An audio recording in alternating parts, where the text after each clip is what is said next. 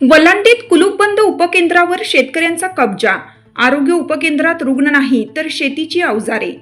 लातूर जिल्ह्यातील देवणी तालुक्यातील वलांडी येथील नवीन वस्तीमध्ये प्राथमिक आरोग्य केंद्रांतर्गत बांधण्यात आलेले उपकेंद्र गेल्या अनेक महिन्यांपासून कायम कुलूपबंद असल्याची स्थानिक नागरिकांकडून चर्चा केली जात आहे. प्रशासनाने लाखो रुपये खर्च करून उभारलेली ही इमारत प्रत्यक्षात नागरिकांच्या आरोग्य सेवेऐवजी दुर्लक्षित अवस्थेत असल्याचे चित्र समोर आले आहे. सामाजिक कार्यकर्ते व स्थानिक प्रतिनिधींनी अनेक वेळा उपकेंद्राला भेट देऊन वेळोवेळी GPS व्हिडिओ आणि फोटो वेगवेगळे तारखेला केलेले असून पाहणी केली असता त्या पाहणी वेळेस उपकेंद्र बंद अवस्थेत आढळून आले.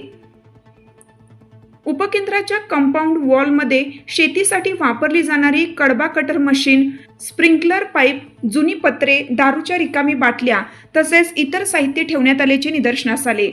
स्थानिकांच्या म्हणण्यानुसार उपकेंद्रालगतच्या एका शेतकऱ्याने कंपाऊंड परिसराचा वापर स्वतःच्या मालमत्तेसारखा सुरू केला असून शासकीय जागेवर अतिक्रमण झाल्याचा गंभीर आरोप करण्यात येत आहे. इतकंच नव्हे तर उपकेंद्रासमोर जनावरे बांधण्यात येत असल्याचेही आढळले. त्यामुळे आरोग्य विभागाच्या कारभारावर प्रश्नचिन्ह निर्माण झाले आहे.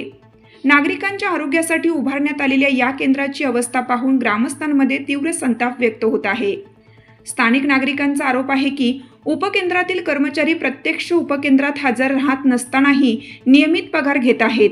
शासनाकडून मोफत औषधे व निधी उपलब्ध होत असतानाही आरोग्य सेवा पूर्णपणे ठप्प असल्याचा आरोप करण्यात येत आहे. या प्रकारामुळे शासनाच्या निधीचा गैरवापर होत असल्याची चर्चा परिसरात रंगली आहे.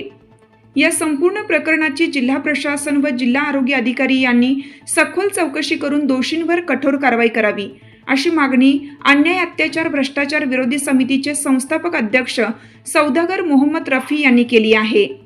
शासकीय जागेवर बेकायदेशीर ताबा घेणाऱ्यांविरोधात फौजदारी गुन्हे दाखल करावेत.